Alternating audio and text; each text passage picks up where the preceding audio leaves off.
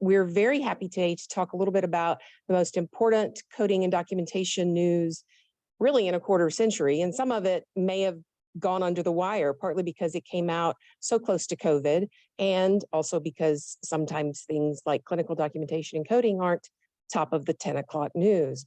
So I would like, actually, Dr. Bellina, if you would introduce yourself first, and then I'll have Kanar. Sure, yeah. So Par Bellina, internist, formerly with Ascension Health, where I was responsible as the Chief Medical Informatics Officer, primarily for the digital documentation side, but also played a role in coding and compliance, and worked alongside Kanar for many years in the private sector as well. Thank you. And Kanar, if you would introduce yourself, please.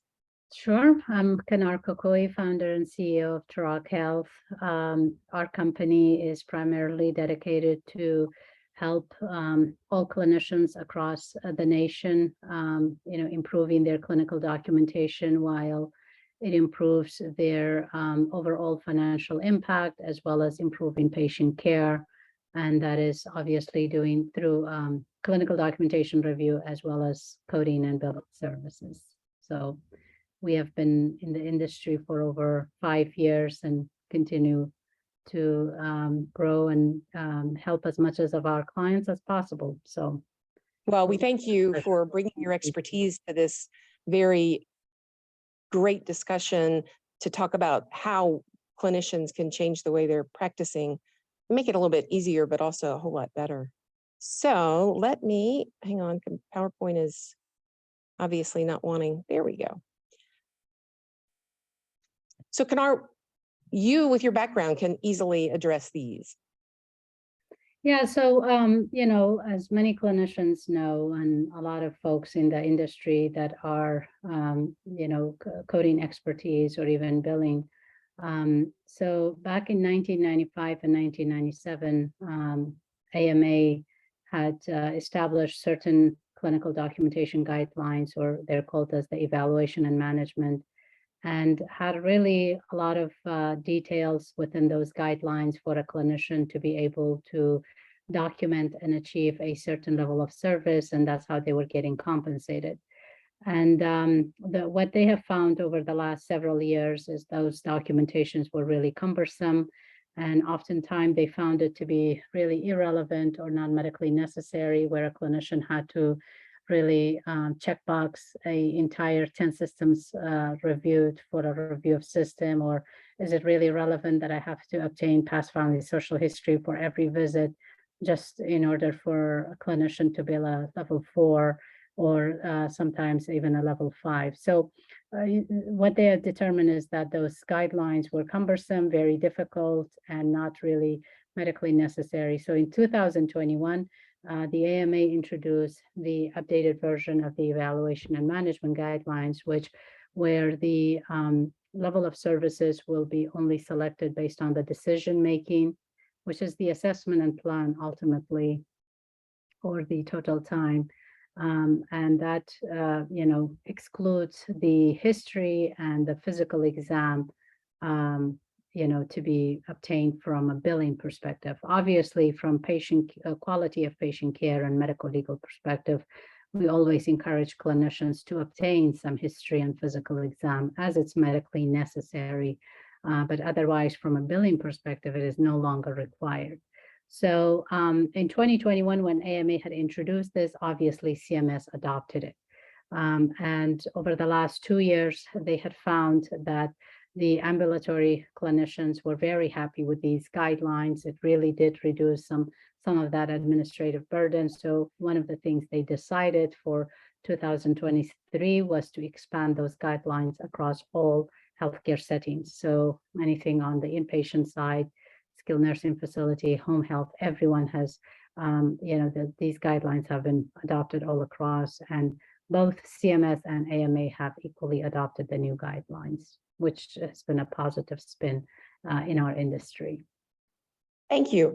And you mentioned medical decision-making, and it seems like that is much more of an emphasis, but not something that was really showcased in the earlier guidelines. Could you expand on that a little bit, please?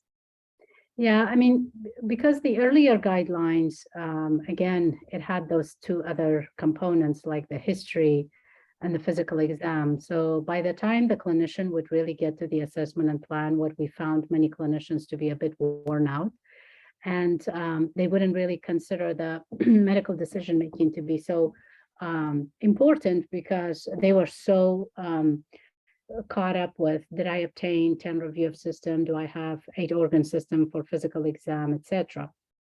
So with the updated guidelines in 2021, as well as 2023, that's no longer the case. So obviously, either the clinician can select their level of service based on the total time, which that includes face-to-face and non-face-to-face. So anything they do with the patient for that day, or the decision-making. And when we're looking at the decision-making, 3 components are very important for any clinicians to consider.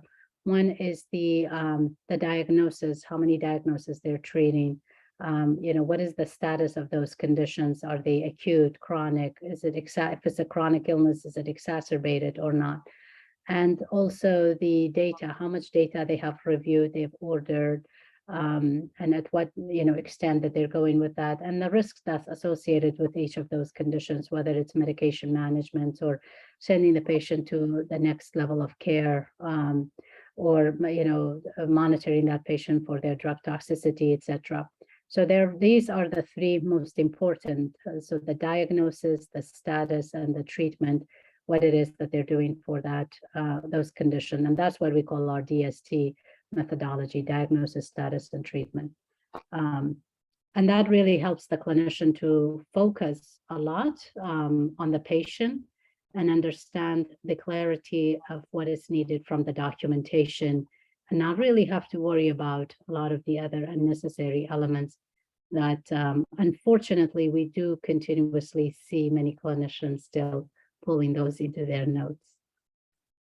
Well, that's probably because a lot of them haven't heard that much about it. So hopefully we can help move that needle.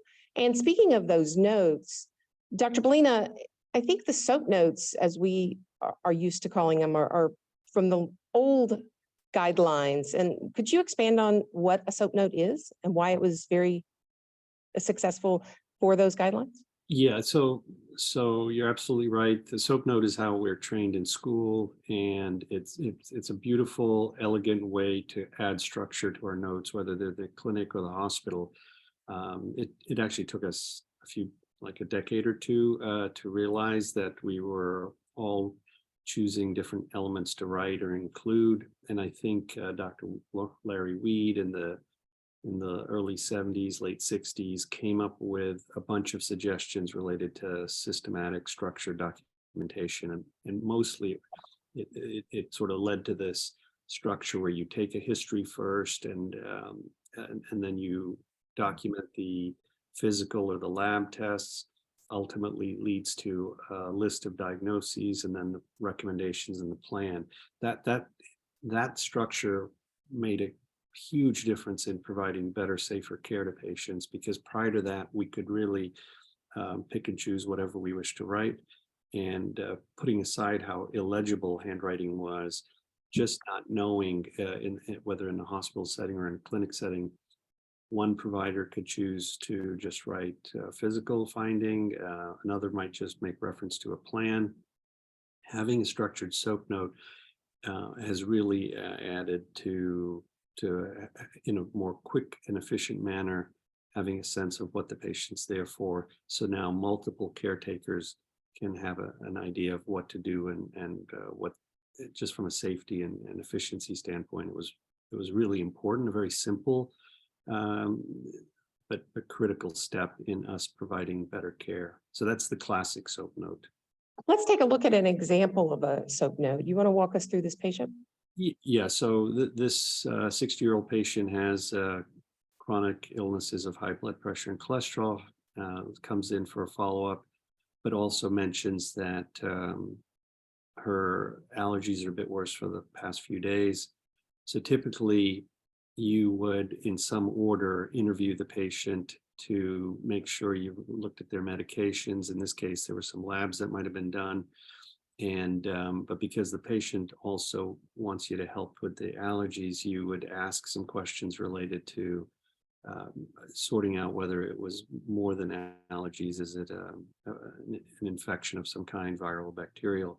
So all of that history would be documented in a classic SOAP note under the S. You would, as Kanar said, the 95-97 guidelines put a lot of emphasis on capturing which elements of the history you needed and how many points each one would derive, and all of this pertained to billing. Then you'd move on to the O, or the physical. Similarly, the organ systems that you would check or need to check, whether it was relevant or not. All of that, unfortunately, over 20 some years, never really stuck with busy providers, and they had variable success in understanding how to document it. Unfortunately, because of that complexity, when the EMRs came in the 2000s, they followed and copied that complexity and built it into their EMR. So a lot of the effort and time still to this day is being spent on capturing a good history and a good physical. And typically, as you see in this note, when you're running out of time towards the end, that's when you're grabbing an assessment. And those of us that follow, that do this for a living, know that ICD-9 diagnoses were complicated enough, but when we went to ICD-10 and the number of diagnoses went up 5 or 6-fold, it's so critical both in the fee-for-service world and the value-based world to correctly choose a really specific assessment. But again, if you're spending an inordinate amount of time of 15 minutes or 20 minutes with a patient, and you're even afterwards documenting all of this history and physical, the bandwidth and time and effort and concentration you need to choose the assessment is going to be limited. And then, as you see in this example, this is not a unusual plan. You're just rushing to finish, and you're just saying, well controlled, continue the treatment for the presumably the high blood pressure and the cholesterol, even though we notice the cholesterol is a bit off. And the physician, in this case, she's recommending Claritin or an allergy medicine for a few days. It meets criteria. You would absolutely see this as a classic, safe, traditional note we've seen thousands of times. But we're going to talk about how these new 21-23 guidelines can be leveraged to dramatically change how we structure these notes with a far greater emphasis on the plan. So before we do that, Kanar, would this be considered a relatively average or a little bit stronger note according to the 95-97 guidelines as far as what you might code this as?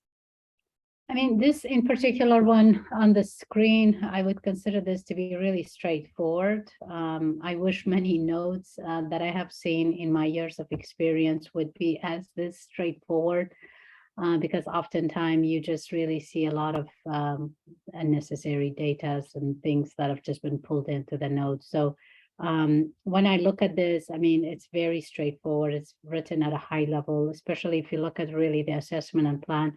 Like Dr. Bellina said, by the time the clinician would get to the assessment and plan, as you can see, there's just really not much emphasis on, what is the treatment plan, what's the care coordination or the counseling for the patient, but rather there's just been a lot of focus on the history and the physical exam.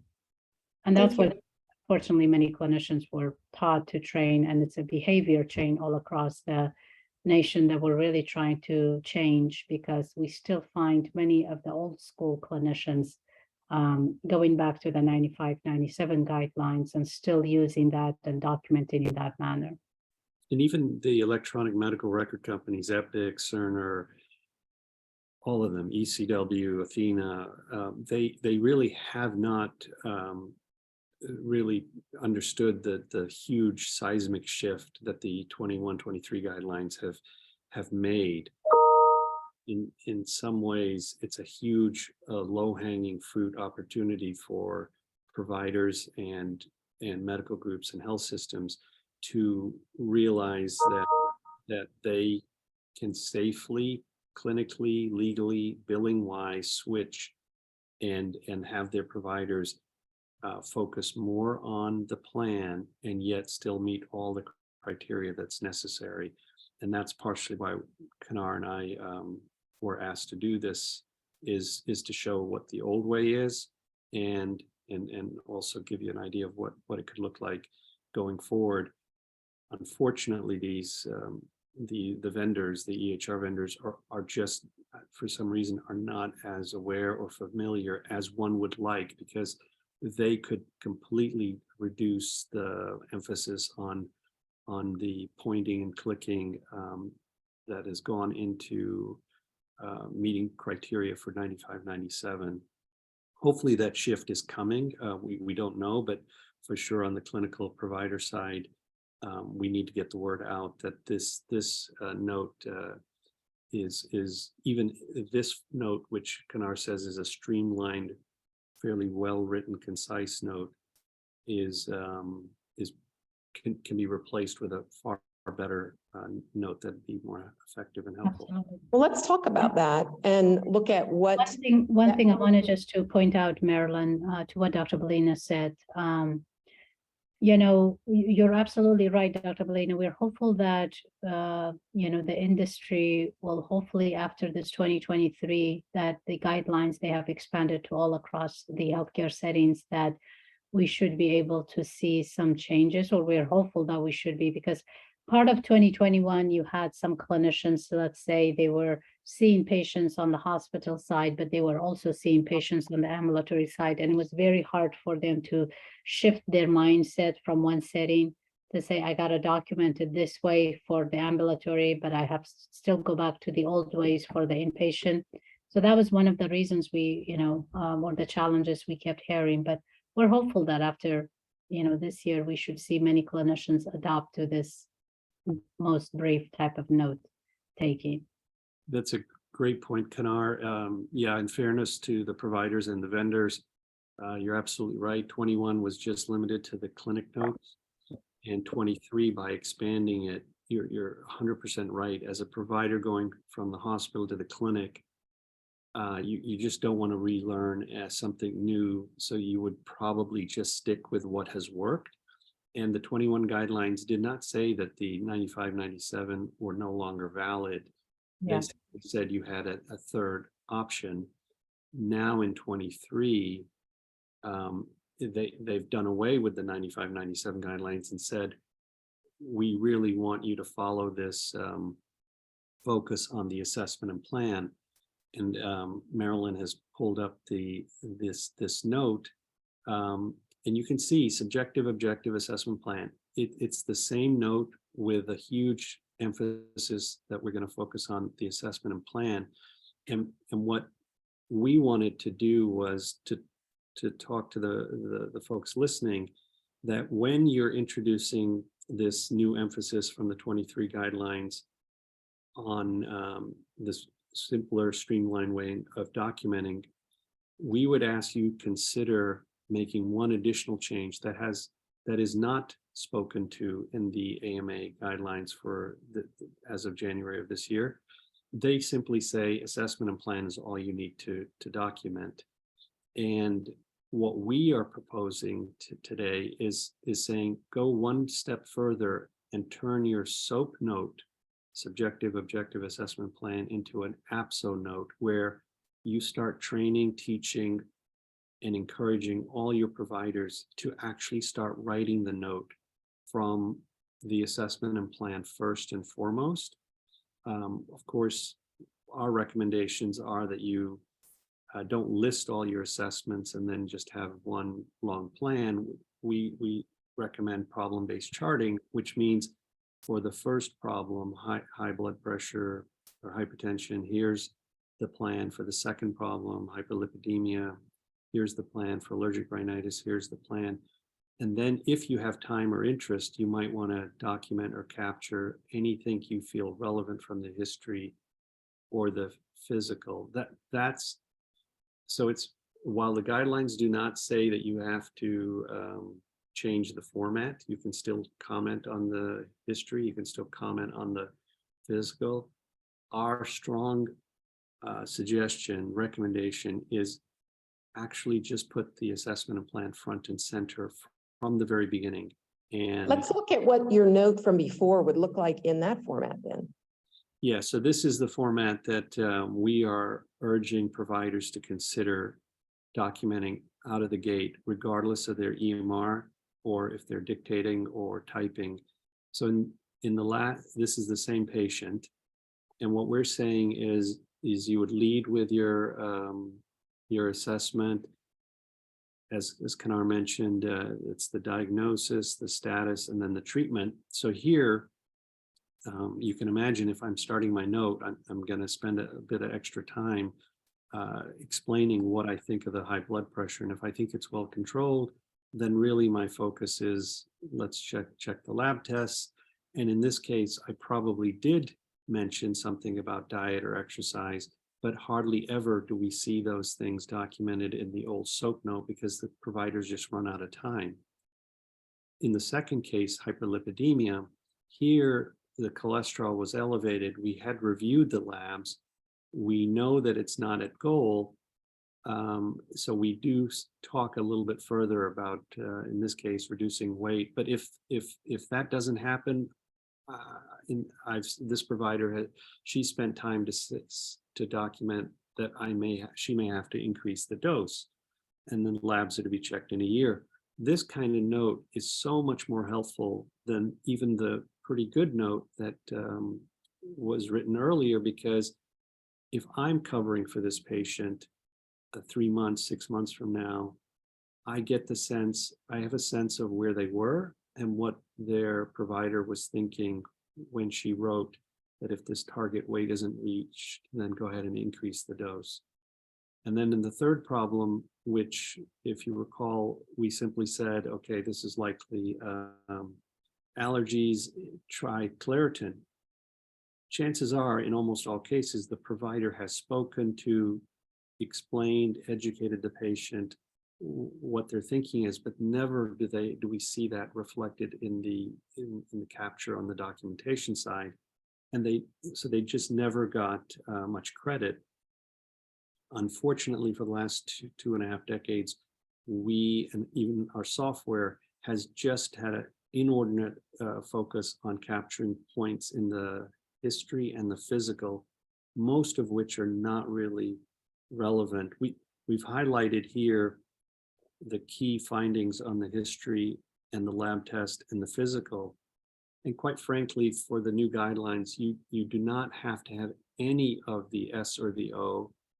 But if you wanted to be thorough and you had the time, then after writing the assessment and plan for each of the 3 problems, then if you want to get an extra gold star, you could just put worsening allergies for the past few weeks. Again, most of the EMRs will have the lab test already in there, so you wouldn't even have to write the cholesterol lab value. But if you did want to make a note of a positive physical finding, go ahead and do so.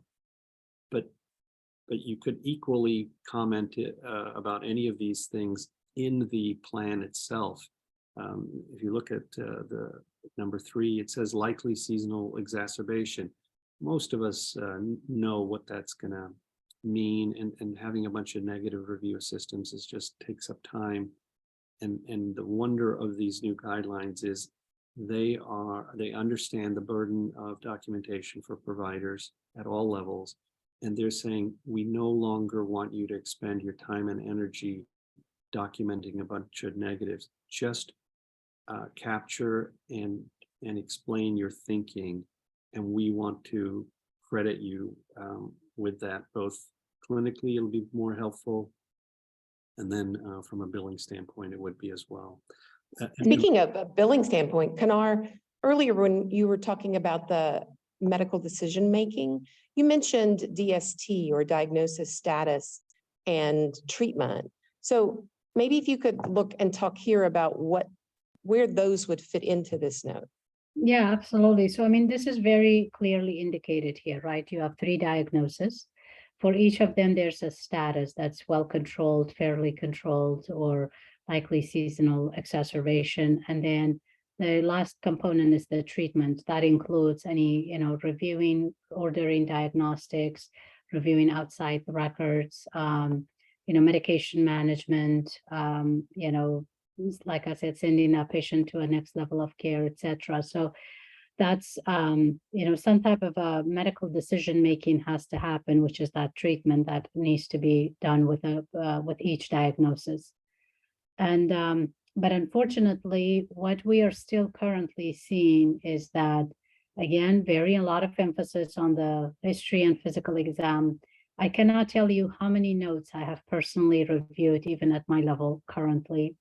It's still, even for ambulatory setting, which we are 3 years into these guidelines, that I continuously see a comprehensive physical exam that has been copied and pasted consistently over and over again, which the guidelines have indicated that the history and physical exam, it's whatever it's clinically necessary. So many clinicians always ask me, what does clinical necessary mean for physical exam? And I always tell them, if you think the patient came in for, let's say, an allergy, and you only examined their, you had their vitals, and you only examined their ENT and their allergies, and that's all you thought it was clinically appropriate, then by all means, that's all what it's going to be clinically appropriate. So you no longer need to worry about, I have to have a comprehensive physical exam or, comprehensive history, which again, we're finding still a lot of clinician in that mindset. Old habits die hard. Yeah. One thing I was going to add to your point as well, Dr. Belina, with the history that has been mentioned here, one of the beauties of the APSO note, so what you guys see here on the screen, where the assessment and plan is detailed out at the beginning of the note, and then there's the some of the subjective and the objective. But even some of that subjective can, a clever clinician can actually embed that within the assessment and plan and not really have to repeat the same thing again. And that is exactly what we see right now. There's a lot of repeat. Literally, I see copy paste from the HPI. It's pulled in to the assessment and plan. And it's, one has to always question, like, what is the decision making here? What did you ask the patient? What did you advise the patient to do? So that's also something else like a clinician can do, is embed the subjective part within the assessment and plan, detail out, how long the patient has had that condition, or, have they taken any medication to alleviate the symptoms, and have they done anything to make it better, or are there any other associated signs and symptoms, etc. And then they can advise the patient what to do. So that really just leaves the physical exam portion of it, which, again, that's just also medically necessary, whatever they can obtain on that day. Yeah, so in this example, we could have said well-controlled, continue lisinopril. That would have meant you don't need to list the medication. Fair control for the hyperlipidemia, one could have written fair control, though suboptimal with cholesterol at 205. So exactly similar with number 3, you could have likely seasonal exacerbation given symptoms for the past few weeks. You can, that I think that's what Kanar is suggesting, is that there's a real, as we practice and get more confident with this methodology, with this format, you really can make your plans capture all the most important elements, and then also reflect a lot of the education and guidance and recommendations we're giving, and then spend little to no time on the S and the O at all. Pour it all into the plan, and we will be rewarded clinically as well as from a billing standpoint. As a patient at times, and from a patient's viewpoint, how do you think this affects their feeling like, hey, I came here because I had a problem and I was heard and I got an answer, with the APSO note maybe versus the SOAP note? I think for sure the pecking on the screen while you're trying to click and capture all of the S and the O findings, that is what, you'll see cartoon images of how things have changed. The physician's looking at a screen, not the patient. This format says, go ahead and go back to listening to them, engage with them, ask the questions, examine them. But really, the value for everyone involved is going to be the last few minutes of the visit where you're outlining, here's what I think your problem is, here's where it stands, here's what we have to consider next. And nowadays, a large number of patients can actually see their note and read it. And it would be far better for them to read the plan that sounds and reads very much like what the provider spoke to them about, rather than the classic note where it's all of these details and points and clicks of physical findings that are just not meaningful. And then if the patient were to read what's the plan, they would have gotten very little. With time and practice, particularly if our providers write the plan out in the APSO format, and they'll get in a habit of writing a more detailed plan. And I think that that will be much easier and better for patients to read and so forth. I think it'll be much, much better. I agree. Pinar, could you speak a little bit on, since we have touched on medical decision-making and how that relates to the levels versus previously? Yeah, so as I had alluded to previously, as you guys can see, this is like really the summary of all the guidelines here. So you've got the level of services along with the total times that's required for each of the codes. And then if the clinician doesn't select that service based on the time, they can opt in for the decision-making. And like I said, with the decision-making, you've got 3 elements there. Element 1 talks about the diagnosis, the status of the diagnosis, the nature, if it's acute, chronic, and if it's chronic, is it stable, unstable? Is it an acute problem that requires a next level of care, or a chronic illness, vice versa? And then the middle column under element 2, that's the data, how much data was ordered, reviewed, interpreted. Did the clinician discuss that patient case with another specialist? So some of these emphasis in the note is very important to be included. And then the last one is the risk that's associated with each of those conditions, like procedures, minor procedure versus major, or prescription drug management, escalating level of the next level of care, or the patient opts in for a DNR or de-escalating care.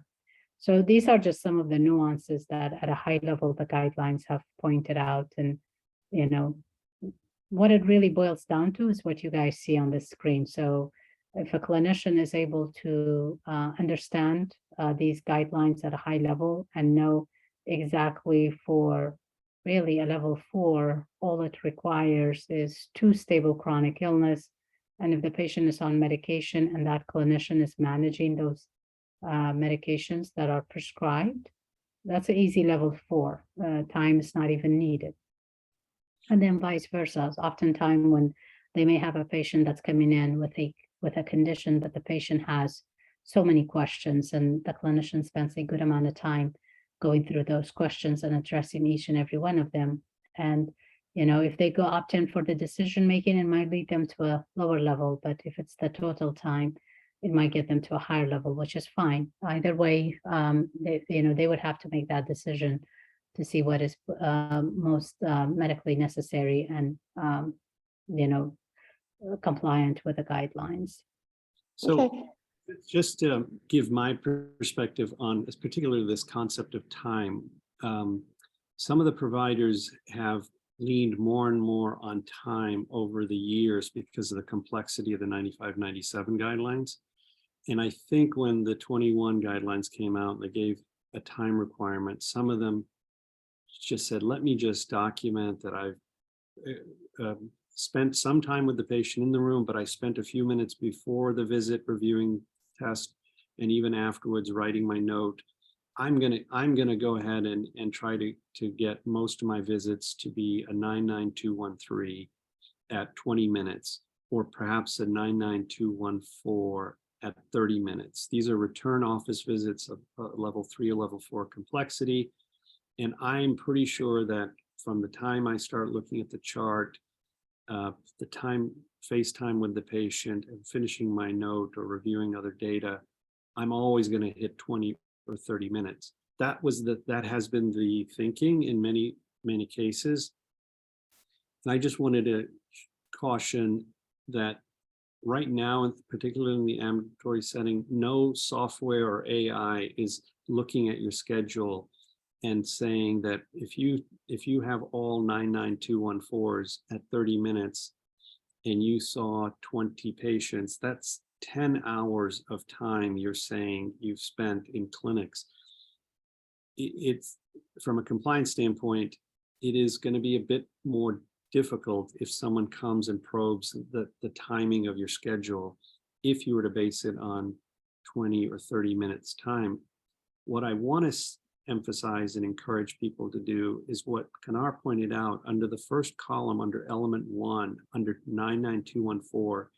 If you just notice in that you're looking at one chronic illness with a mild worsening or side effects of the treatment, or 2 chronic stable illnesses. If Marilyn, if you just go back to our previous SOAP note, I just wanted to point out how easy it is to meet criteria for 99214 with the 23 guidelines. In this case, the hyperlipidemia and the hypertension are chronic conditions. Hypertension hasn't changed, and we've outlined that there's medication management. We're even mentioning that we might do labs before the next visit. For the cholesterol, it's a little off, so we've reviewed labs and outlined a treatment plan.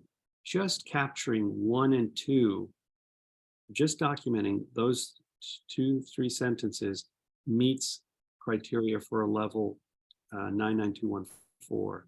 That is not a high burden. So you could spend 20 minutes with a patient and document this in probably 2 or 3 minutes, and you're still well below the 30 minutes you would have to try to justify spending time. In other words, you can give your patients a ton of time. Quite honestly, a visit like this, I probably wouldn't have spent no more than 15 minutes for the entire visit. And now documentation becomes so effortless. The last point I'll make is if you actually look at problem number 3, allergic rhinitis, if I had only written this last problem, allergic rhinitis, and let's say a patient just came in with a runny nose and was worried it was allergies perhaps, or maybe a virus. If I had seen them in less than 10 minutes, I could have easily have written this. And if you now go to the criteria, what level would that visit be? It would be under element 1, it would be a 99212, where you have a self-limited minor problem, minimal risk, and I prescribed Claritin for it.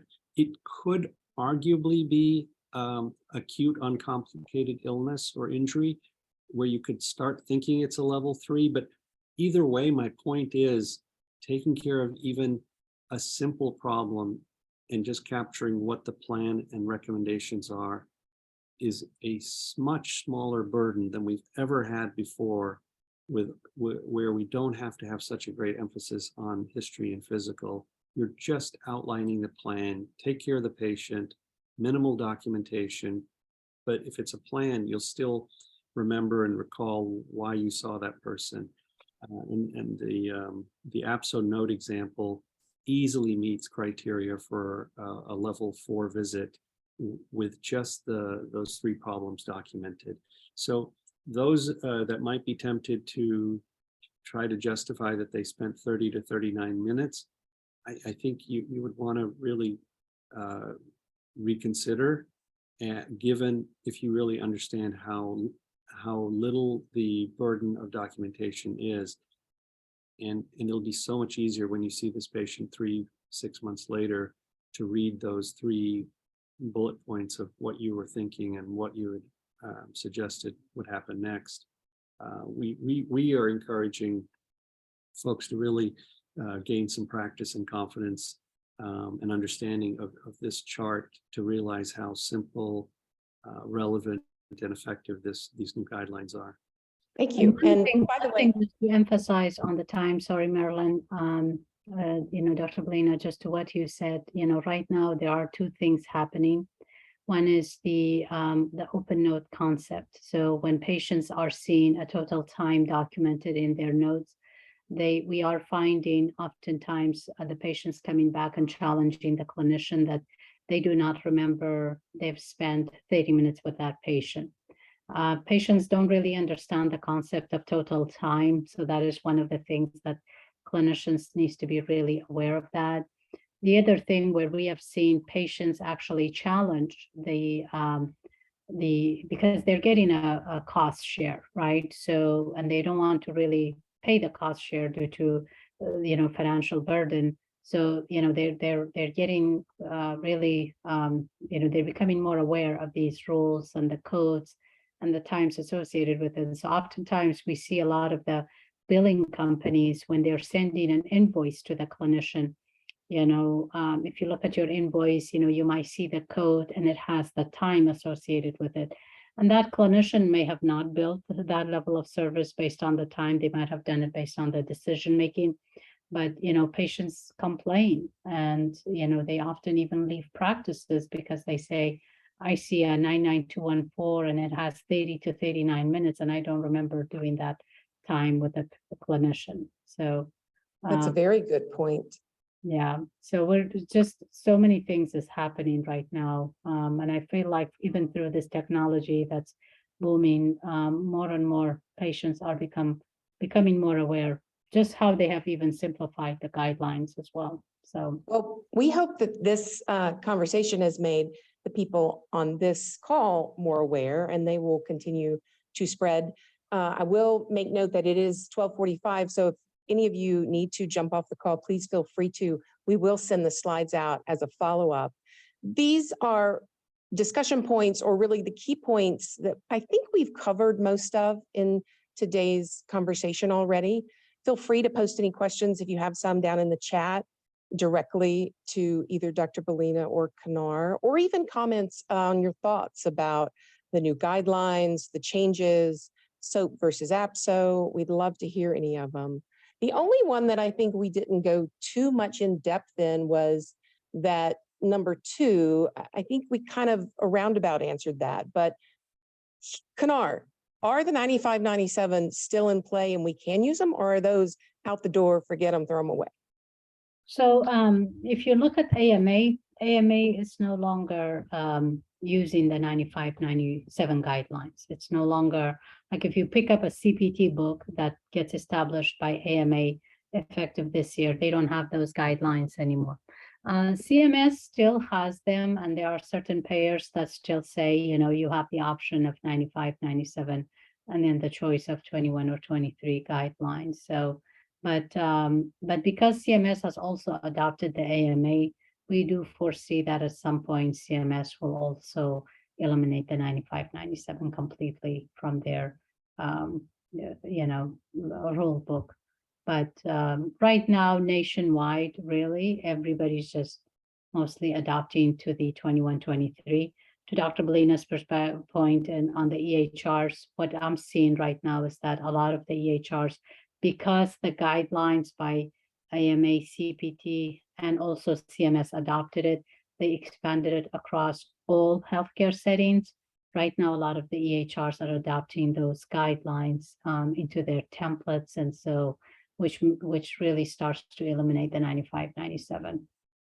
But does it really break a bad behavior? It's going to take a while, I think. As Dr. Belina said, old habits. Yeah. So we are going to include this list of resources and additional material that if any of you want to look further into, it's a good place to start. There are plenty of things out there that you can dive into, but these will take you directly to some of the best sources available. And we do want to say thank you very much for joining us today, taking the time to spend with us. as I said, please feel free to ask any questions. And I do want to close simply by asking Kanar first and then Dr. Bellina, what is your most important take-home note from these slides about notes?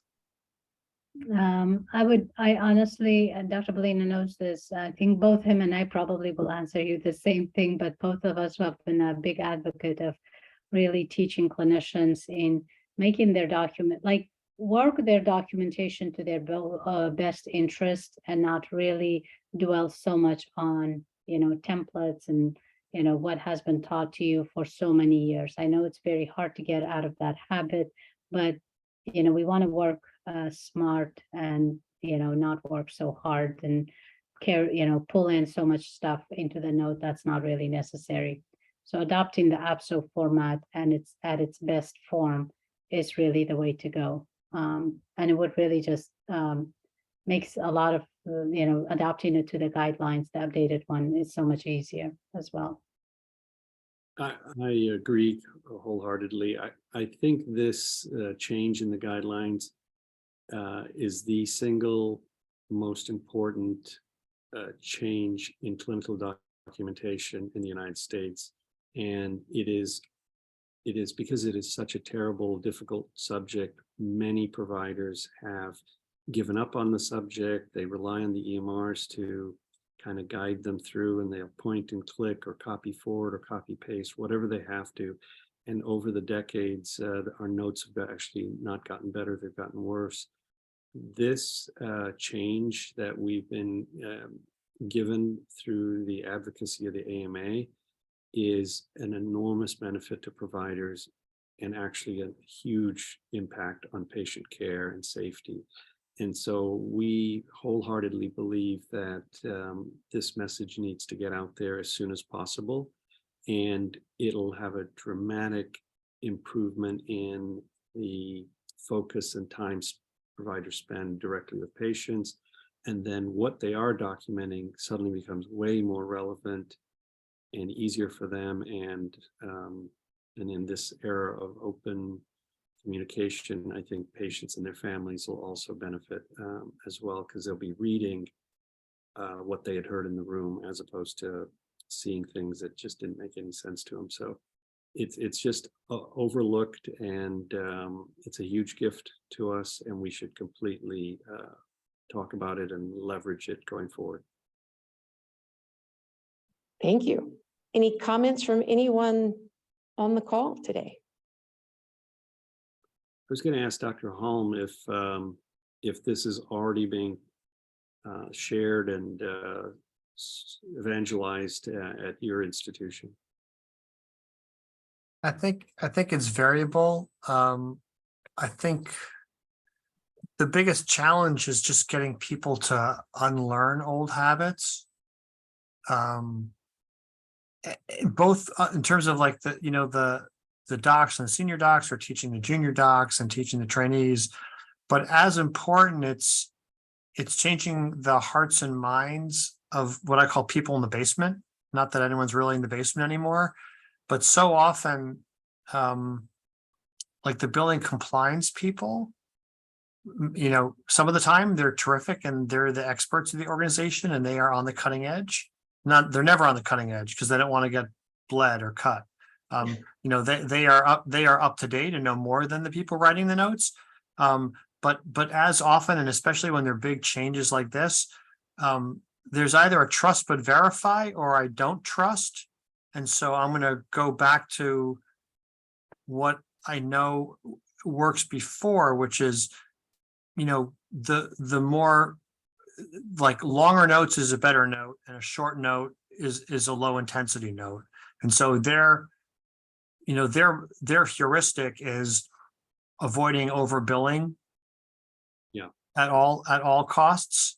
On the other hand, sometimes, providers are on the other side of that, where they're trying to upbill or aggressively bill, at all costs. And that's not right either. But I think, getting people to understand that, that length and elements isn't the goal now. And then, as you sort of pointed out, and so it's really a big change in a way these kinds of training need to happen both for people like decision makers, but then it really needs to happen in parallel with both providers and billing compliance people. Because I've seen this happen before where you've got, people like you or providers teaching providers new tricks about how to take advantage of some of these more sort of progressive or appropriate documentation and billing guidelines. And then, they get audited and all of a sudden they're like, it's not worth it. I just don't want to deal with the hassle, or I don't want to get sued, or they know better, or, it's just, so I think it's showing people, in a way, it's almost like showing people like your simple, like, AppSo note and saying like, this is took me way less time to do, is much more useful to me the next time and to the next person seeing the patient. It took me much less time, and it got approved for billing at a whatever level it was, a 4 or 5, and giving people the confidence that this is really kosher. You could really do this. You're not getting away with anything. This is not gamesmanship. This is the new world order. It is the gift that we totally undervalue. There's a feeling across the United States that among providers, this is almost too good to be true. This can't be this easy. But it really is remarkable that the AMA was able to advocate for this, and that it got accepted. I think COVID, my understanding of this was this third option was proposed to come into effect as a trial in 23. When COVID happened, that accelerated them implementing it as early as January of 21. And then, as Kanar said, the success of it and the positive feedback as a viable third option is what led everyone to step back and say, well, why would we go through this other method that people have, as you said, created these notes that are just long in length, but very short in value. And this has the potential, these new guidelines have the potential to get us all to focus on the recommendations and plans and capture those, which as providers we know are essential for us to do better care, subsequent visits, or to see other patients. So but it is going to be, it does feel like it's too good to be true, and it will take time. Unfortunately, I presume it will take years before this is understood and leveraged. Hopefully the electronic medical record companies will have some role in phasing out some of the other, all those crazy screens with all the checkpoints and so forth, and emphasizing this. Even just switching to the AppSo format for the EMR companies would be a great beginning, regardless of which set of guidelines you're. Yeah, no, I agree. I mean, it's funny. I've seen people, add a smart phrase to the top of their note that basically says this is in like an AppSo format. So when like people look at it, they don't think like, what the hell is this guy thinking? He's like turned the cake upside down here, because there are a lot of, dinosaurs in healthcare. But again, that's like a workaround of basically saying, this looks weird, but it's not. But the other thing, and I have to move to my next call, but I appreciate the invite for this. The other thing that I know that your company is focused on, the real thing that's too good to be true, is some of the ambient AI and generative language processing, so that it's not even me thinking about AppSo or SOAP. It's the big AI in the cloud basically saying, this is what I heard you say, this is what AppSo notes look like, and this is how it's going to chunk what you talk to the patient about. And in a way, that may be too much of a triple jump right now, although I don't know that we're that far away from it, but maybe that gets away with having for an old dog to learn new tricks. It just has to have, the computer will come up with a new trick, And then you just have to be comfortable enough to take the plunge and say, I'll quickly review it for accuracy and make sure it doesn't hallucinate anything. But then I move on to my next task, as opposed to I'm going to slave away and dictate or type, or template out, more documentation. Absolutely. We are there. We are, I think those that are willing to have an open mind and make the leap, they will go through all of those stages in one go and leverage existing technology to get much better notes. And then, of course, you know my thoughts about what else you can do with those audios and Yeah. leverage them in like a fourth and fifth dimension too. So yeah. Well, Any- thank you for the invite. Good luck with things. And happy to hear more about, future offerings that you guys have. Absolutely. Thank you very much. Have a Yeah. good day. Bye-bye. Bye.